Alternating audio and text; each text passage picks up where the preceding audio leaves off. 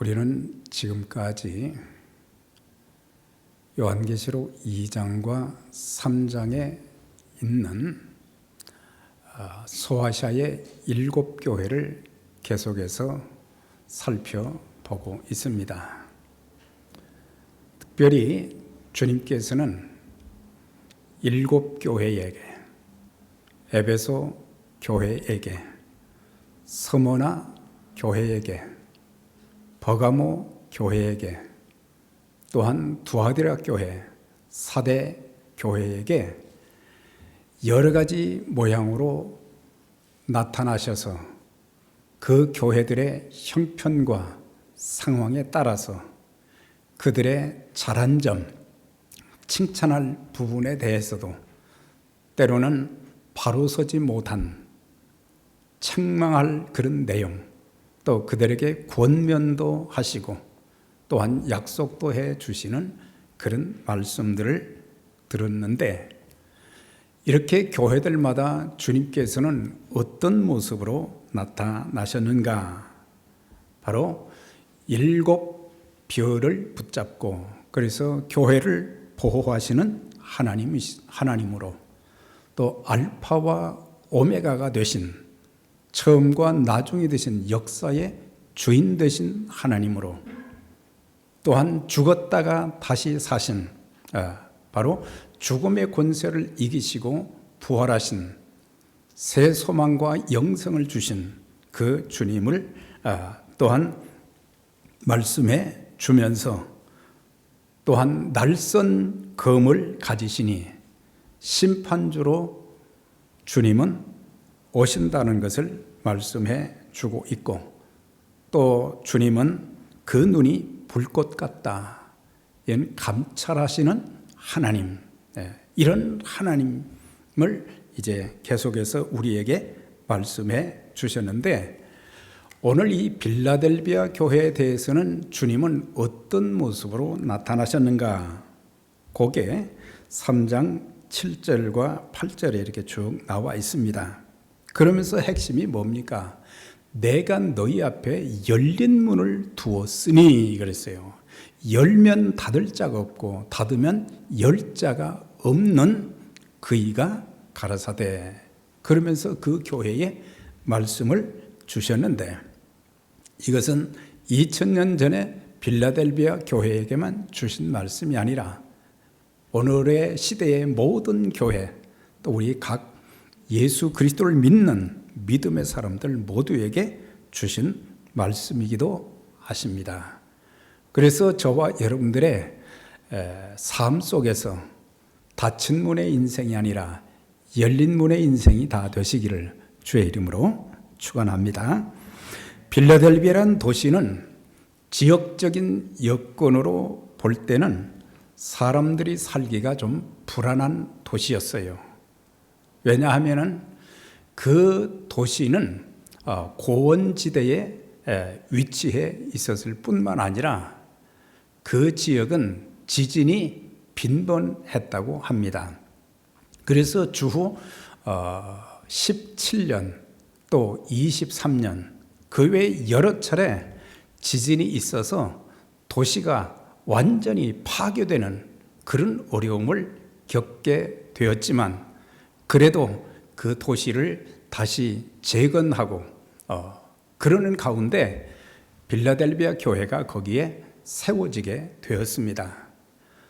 그 도시가 지진이 많이 일어나고 그러다 보니까 사람들이 불안해서 또 다른 지역으로 이주해 가는 경우도 있었지만, 이 교회를 처음 세운 사람이 누군지는 정확하게 알 수 없지만, 이 교회를 빌라델비아 교회를 세우고 나서 그 지역에 사는 성도들이 예수를 믿고 신앙생활하고 또 복음을 전하고, 그렇게 해서 교회를 든든하게 잘 세워서 주님께 칭찬받는, 주님께 인정받는 교회가 된 것을 보게 됩니다. 그래서 서모나 교회와 빌라델비아 이 두 교회는 책망은 전혀 없고 칭찬만 받은 그런 교회로 쓰임 받았는데, 그래서 그곳에 세워진 교회는 칭찬받은 교회가 되어서 주후 1392년대까지 기독교 도시로 남아 있었다고 합니다. 그만큼 이 교회는 삶의 여건과 환경은 참 어려웠지만은 그런 중에도 그들은 참 믿음을 가지고, 그리고 그들에게는 적은 능력을 가졌다 그랬죠. 적은 능력이라는 것은 내세울 것이 없는 그런 사람들이죠. 그런 사람들임에도 불구하고 약한 것, 부족한 것, 참 연약한 것 많지만은 그들은 주님의 이름을 배반한 적이 없고, 그리고 주의 말씀을 지키되 인내의 말씀을 지켰다. 그래서 어렵고 힘든 중에도 사람들이 어려우면은 조급해지고 조급한 결단을 하게 되고, 그래서 실수를 많이 하고 또한 가장 좋은 기회를 놓쳐버리는 어리석음들이 참 많은데, 그런데 이 교회는 그런 모습을 통해서 다른 교회들에게 귀감이 되었다는 것을 알 수가 있습니다. 이 교회에 대해서 주님이 주신 말씀은 거룩하고 진실하사 다윗의 열쇠를 가지신 이가 말씀하신다. 그러면서 곧 열면 닫을 자가 없고 또한 닫으면 열 자가 없는 그분이 가라사대, 주님이 말씀하신 거죠. 볼지어다 내가 내 앞에 열린 문을 두었으되 능히 닫을 자가 없으리라. 사실 하나님의 교회는 계속해서 악한 마귀가 무너뜨리려고도 몸부림치고 수단 방법 가리지 않고 교회를 핍박하고 교회를 힘들게 만들기도 했고, 또한 성도들의 삶을 어렵게 만들어서 주님을 떠나게도 하고, 그렇지만은 그 교회 성도들은 그런 가운데서도 믿음 생활을 참 잘했다고 하는 거예요. 하나님 말씀대로 살려고 했습니다. 자기들이 가진 힘은 없지만은 그러나 기도하면서 믿음대로 살려고 애쓰는 가운데 주님께서 칭찬하시면서 하신 말씀이 내 앞에 열린 문을 두었다 그랬어요. 사실 세상에 사는 사람들 보면은 닫힌 문의 인생을 사는 사람들이 적지 않게 많습니다. 그리스도인들은 이 땅에 사는 동안 열린 문의 인생을 살아야 되고, 또한 열린 문의 인생을 살 뿐만 아니라 그런 사람들이 모인 교회 공동체는 어떤 교회로 쓰임받아야 되겠습니까? 열린 문 교회. 물론 여러 가지 모든 일에 하나님께서 복을 주신다는 의미도 있지만은 열린 문 교회는 바로 천국 문을 활짝 여는, 그래서 지옥 갈 영혼들을 주님 앞으로 인도하는 그 귀한 사역을 신실하게 감당하는 교회야말로 하늘문이 열린 교회예요. 하늘문을 열어주실 때 하나님께서 이 땅의 삶도 하나님이 책임져 주시는 것입니다. 그런데 여기 보면 거룩하신 분이라 그랬어요. 우리는 거룩이라는 단어를 종종 구별되었다, 그게 성경적인 어원으로 맞습니다. 세상으로부터 구별되었다, 죄로부터 구별됐다. 구별됐다는 뜻도 있지만은 여기에서 거룩하신 분, 주님이 어떤 분이신가? 그것은 주님의 신성과 메시아 되심을 다른 말로 나타낸 것이 거룩이라고 하는 단어입니다. 그래서 주님이 어떤 분이십니까? 주님은 신성과 인성을 가지신 분인데, 특별히 그분은 신성을 가지신 분으로, 신성을 말할 때는 뭘 말하느냐? 하나님을 말할 때는 그분은 신성을 가지신 분이시다. 그것은 그분이 곧 하나님이시라고 하는 그런 의미가 되는 거예요.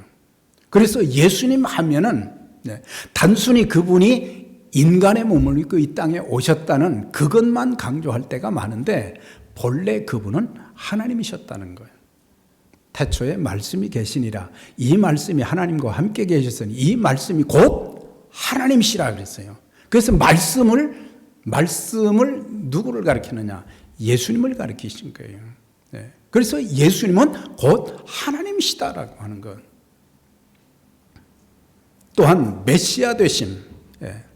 그분은 바로 메시아라는 것은 기름 부음 받은 자. 유대인들이 참 그렇게 고대했던 정체적인 메시아가 아니라 바로 죄와 사망 가운데서 건져 주실 메시아. 그래서 마태복음에서는 예수님의 탄생에 대해서 말씀하시면서 죄 가운데 있는 자들을 구원하실 자, 죄에서 구원하실 분이다. 그렇게 말씀을 했던 것을 보게 됩니다. 그래서 주님의 신성과 메시아 되심을 다른 말로 표현하는 것이 거룩하시다. 거룩하시다. 뿐만 아니라 우리 주님은 흠과 티가 없으신, 죄가 없으신 분이시다. 우리가 그걸 분명히 알아야 돼요. 요한일서 3장 5절에 보면 그가 죄를 없애려고 나타나신 것을 너희가 아나니 그에게는 죄가 없으시니라 그랬어요. 죄를 가진 자가 죄를 대신할 수가 없는 거죠. 그래서 예수님은 죄 없으신 분으로서 죄 있는 자들을 대신해서 친히 십자가를 지셨고 고난을 받으셨고 물과 피를 다 흘리셨고 생명까지 주셔서 죄인들을 대신해서 죽으심으로 구속의 은총을 베풀어 주신 것입니다. 그래서 우리가 이런 주님을 생각할 때마다 우리 자신들이 이 땅에 살면서 우리는 거룩한 주님을 닮아가는 그런 삶을 살아야 되는 것입니다. 세상 사람들과는 무언가 다른 구별된 모습이 보여져야 된다고 하는 거예요. 우리에게 직분을 가진 것, 우리가 교회 나오는 것, 우리가 성경을 읽는 것, 그것만이 아니라 세상에 나가서 우리의 삶의 모든 모습이 세상 사람들과는 다른, 불신자들과는 다른 주님을 닮은 아름다움이 우리의 삶 속에서 나타나져야 되는 것입니다. 그래서 우리는 되는 대로 살면 안 되는 거예요. 하나님을 닮은 존재로 하나님께서 하신 말씀대로 우리가 살아가야 될 그런 책무, 그게 있는 거예요. 그분은 진실하신 분이라 그랬어요. 예수님의 본체가 바로 진리이십니다. 내가 곧 길이요 진리요 생명이라. 예수님 자신이 생명이시고 예수님 그분이 길이시고, 그래서 우리가 예수님을 믿음으로 바른 길을 찾아 들어가는 거예요. 사람들은 길을 못 찾아서 헤매게 됩니다. 이 세상에서 방황하는 사람들이 얼마나 많습니까? 그런데 그분이 길이 되시고 진리가 되셨다 그랬어요. 그분 자체가 진리시고 그분이 주님께서 말씀하시고 또 주님께서 사셨던 삶의 모습 전체가 진리요 진실한 삶이었다고 하는 거예요. 그래서 적어도 우리가 이런 주님을 믿는다고 하면은 우리의 삶 속에 진리의 말씀을 생명처럼 붙잡고 살아야 되고, 그 다음에 진실된 삶을 살아야 돼요. 거짓말하면 안 되는 거예요. 자기를 포장하면서 사는 것. 교회 와서는 거룩하고 괜찮은 그런 모습이지만 가정에 가서 세상에 가서 사는 삶의 모습이 세상 사람들과 비교해서 이건 형편없다 그러면 어쩌면 그 사람은 예수님을 만나지 못한 사람일지도 모릅니다. 다윗의 열쇠를 가지신 분이라. 예수님을 다윗집의 열쇠를 가지신 분으로 천국문을 열고 닫을 수 있는 권세를 가지신 분이라고 소개하고 있습니다.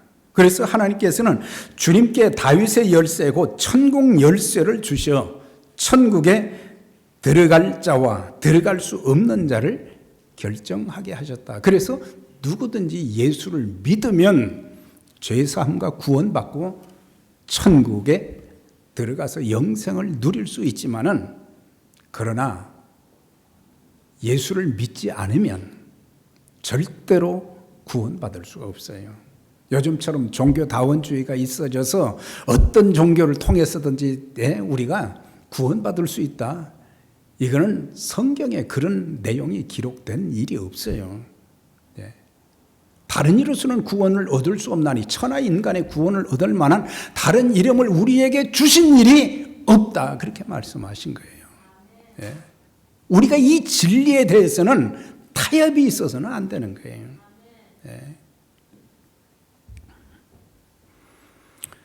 우리 주님께서는 하늘과 땅의 모든 권세를 가지셨고 하늘 문을 열고 닫으실 수 있는 그런 권한이 있으십니다. 교회의 문도 또한 우리 가정의 축복의 문도 열고 닫으실 수 있는 분이십니다.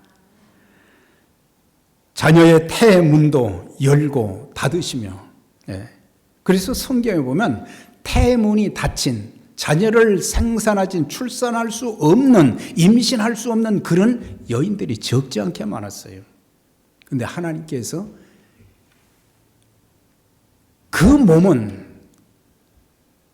임신이나 출산할 수도 없었지만 하나님께서 은혜를 주셔서 그들을 생각하셔서 태문을 열어주셔서 아이도 갖게 해주시고 또한 잘 자라게 하시고 그래서 태문도 열고 닫으시며 내 인생의 앞길도 열어주실 수도 있고 닫으실 수도 있는 절대적 권세를 가지신 하나님이시다. 저도 지금까지 이렇게 인생을 돌아보면서 제가 신앙생활은 굉장히 좀 오래 했다고 자부하지만 그것보다는 어떤 때는 제 인생에 문이 닫혀 있는 그런 경험을 적지 않게 했어요. 그래서 기도할 때마다 하나님 은혜 주시되 하나님 문 좀 열어주세요. 전부 사방을 둘러보아도 문이 없습니다. 열고 나갈 수가 없습니다. 그때마다 하나님께서 하나씩 문을 열어주셔서 또 나가게 하시고 인도해 주시고 은혜 베푸시고 축복해 주시는 것을 참 많이 체험하게 되었는데 여러분들의 인생의 문도 하나님께서 활짝 열어주시기를 주의 이름으로 축원합니다. 자, 그래서 저는 오늘 이 본문을 통해서 세 가지의 내용을 말씀을 드리려고 하는데 첫째는 열린 문에 대해서, 둘째는 열린 문 교회가 될 수 있었던 이유, 세 번째는 열린 문 교회에 주시는 축복, 이 세 가지 중에 오늘은 앞부분만 말씀을 드리도록 그렇게 하겠습니다. 그래서 예수 믿는 사람들은 이제 예수를 믿기 때문에 하늘 문이 열려졌는데 인생의 문도 열려져야 되는 거예요. 우리가 신앙생활하면서 닫힌 문의 인생을 살아가는 사람들이 적지 않게 많은 것을 보게 됩니다. 특별히 하나님께 대한 마음의 문이 열려져야 합니다. 우리가 신앙생활의 시작은 언제부터입니까? 아마 어떤 분들은 나는 교회 처음 나갔을 때 그때부터 신앙생활을 했다고 그러는데 사실상 바른 신앙생활의 시작은 내가 예수님을 구세주와 주님으로 영접하고 난 이후부터 그때부터 우리의 신앙생활은 시작이 된 거예요. 내가 주님을 모시고 주님과 동행하면서 주님의 인도하심을 받고 또한 주님께서 말씀해 주시는 그 말씀 붙잡고 살고 그러면서 기도하고 또 주의 일하고 이 모든 것들이 바로 예수님을 영접하고 난 이후에 오늘날에 보면은 교회 생활을 오래 했음에도 불구하고 예수님 만나지 못한 분들, 예수님을 영접하지 못한 분들이 적지 않게 있는 것을 보게 됩니다. 내가 확실히 예수를 영접하고 구원받은 확신이 분명하다면 우리가 이 땅에 살면서 겪는 어떤 어려움이 있어도 우리는 주님을 등지는 일이 없습니다. 배반하지 않습니다. 네, 나 주님 모릅니다. 그렇게 하지 않습니다. 좁은 문이고 좁은 길이고 너무 힘들고 어려워도 주님 가신 그 길, 십자가를 지고 가신 그 길을 내가 따라가야 되겠다. 그래서 예수님을 영접해야 되는데 이게 안 되는 거예요. 그래서 내 마음의 문이 열려져야 되는데 이것은 그냥 인간적으로 되는 것이 아니라 성령께서 우리 마음을 내 마음에 역사해 주셔서 나로 하여금 예수님이 누구신지를 바로 알면 내가 마음 문을 열게 되어지고 그때 성령께서 우리 안에 내주하게 되시는 것입니다. 그래서 우리의 마음 문을 열고 예수님을 영접하되 예수님이 어떤 분이신가를 알게 되는 거예요. 예수님은 내 죄를 위해서 십자가에 고난받으시고 죽으셨어요. 내 죄가 얼마나 악한 것인가. 내 죄는 이 세상의 그 어떤 것으로도 용서받을 수 없는 것을 깨닫게 되어지니까 죄를 회개하게 되어지고 그 회개를 통해서 예수님을 영접하면서 삶의 방향을 바꾸기로 결정을 한 거예요. 그래서 우리들이 그렇게 해서 예수님을 구세주와 주님으로 영접해서 주님과 동행하는 삶을 산다는 것은 이건 큰 은혜요, 큰 축복입니다.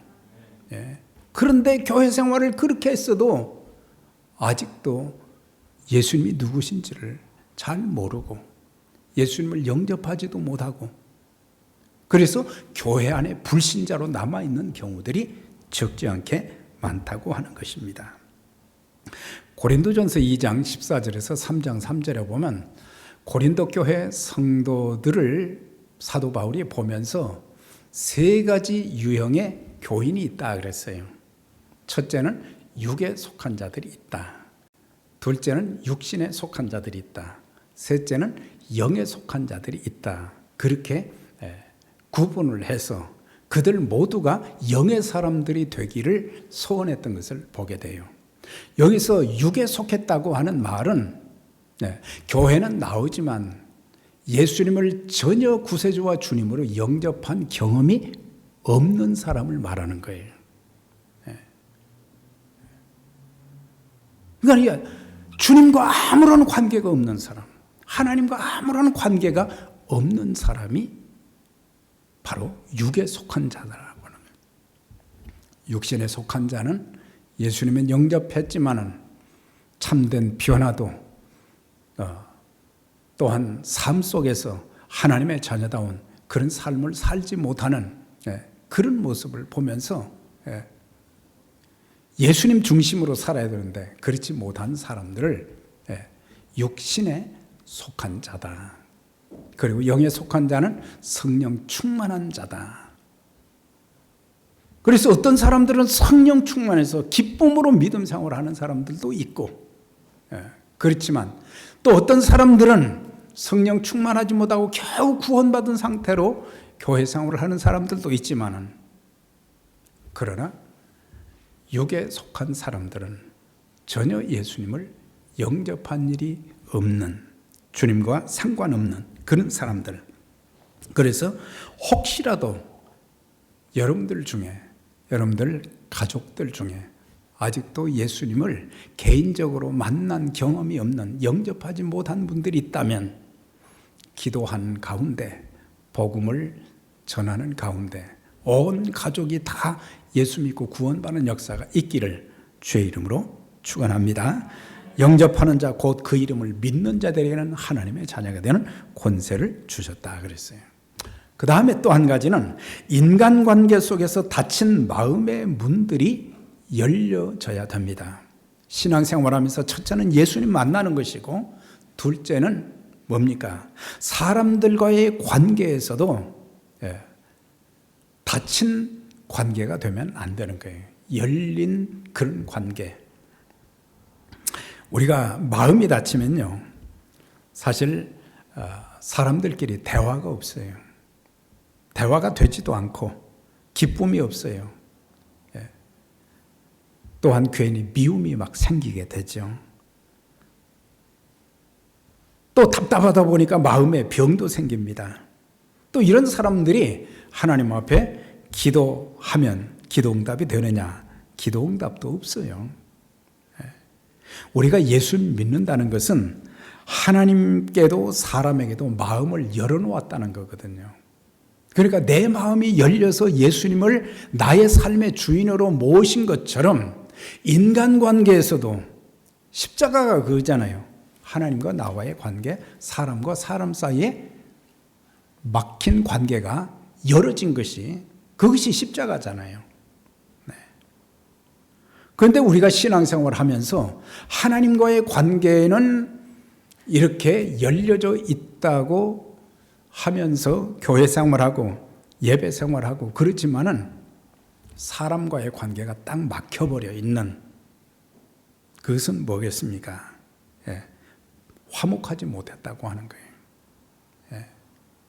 우리가 화목에 대해서 십자가를 통해서 우리는 하나님과 화목했고 또 사람들과도 화목해야 되는데 사실 우리는 불화한 사람들이 너무 많아요.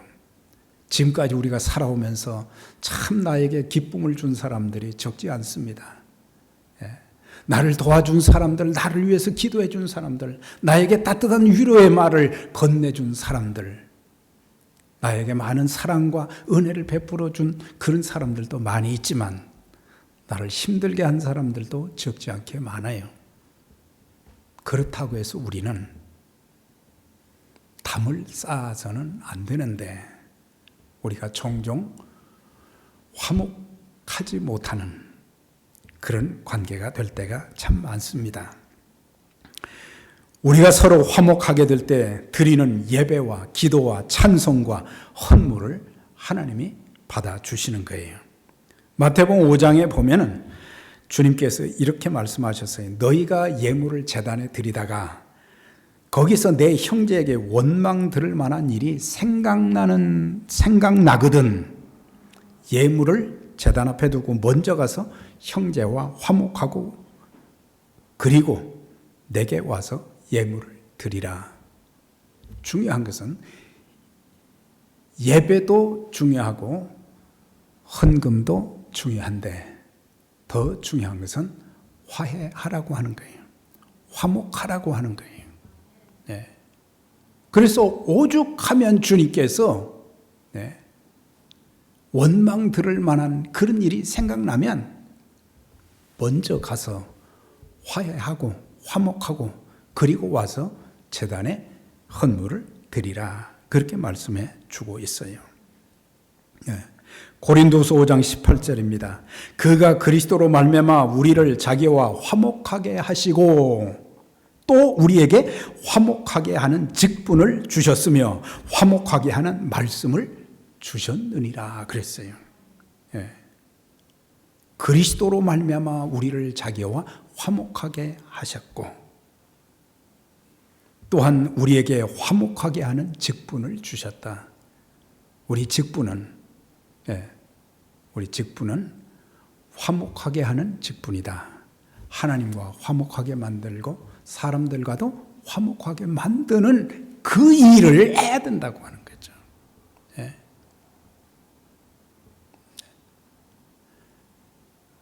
그 사람이 마음을 열지 않으면 어쩔 수 없지만 나는 내가 미워하지 말고 용서하고 내 스스로는 항상 문을 열어두라 이거예요.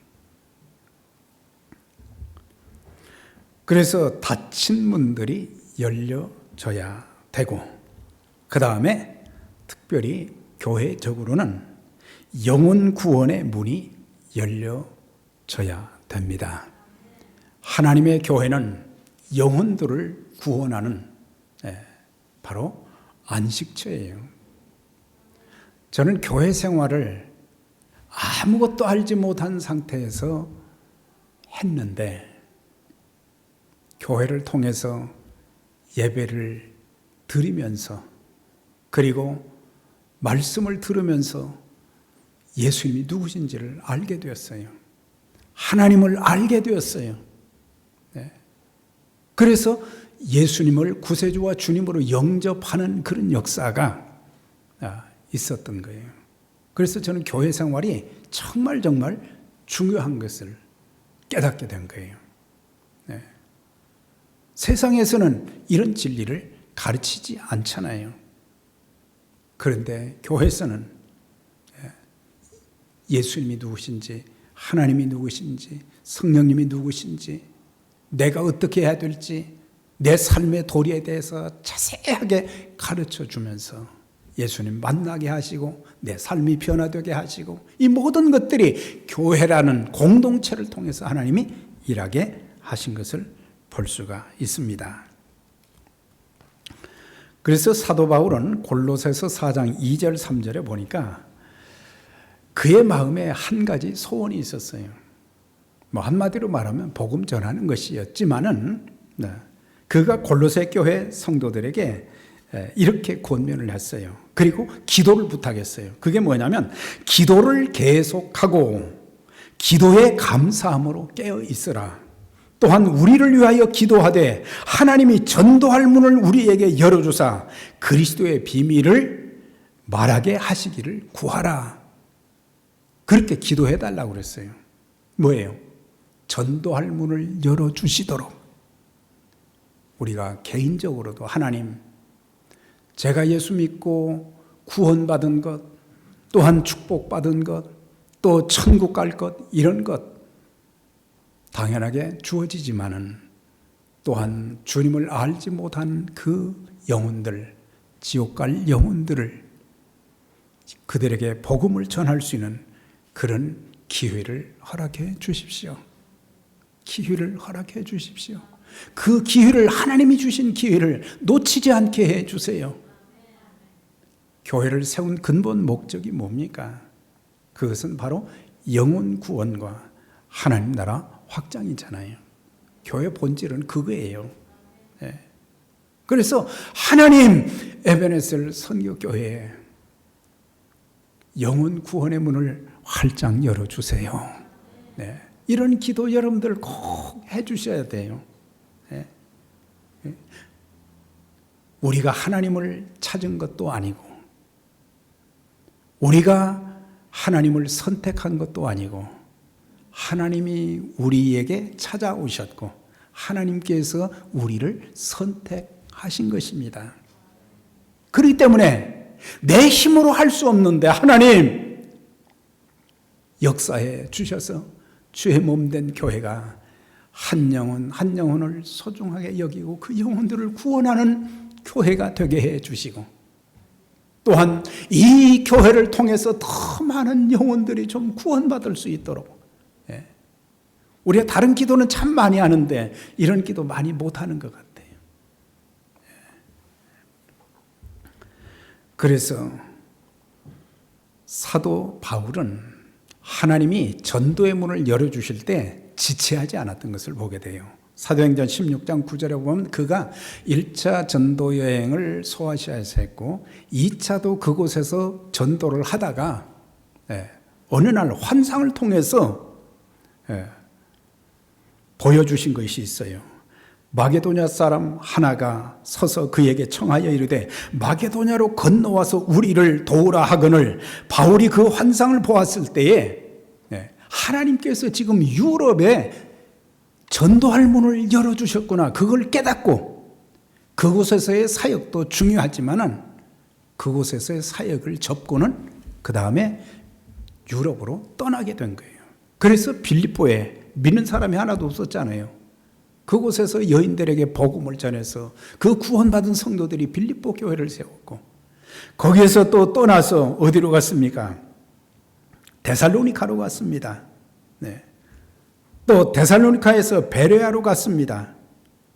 베레아에서 아덴으로 갔습니다. 고린도로 갔습니다. 에베소로 갔습니다. 이렇게 가는 곳마다 하나님이 전도할 문을 열어주실 때마다 그는 지체하지 않았다고 하는 거예요.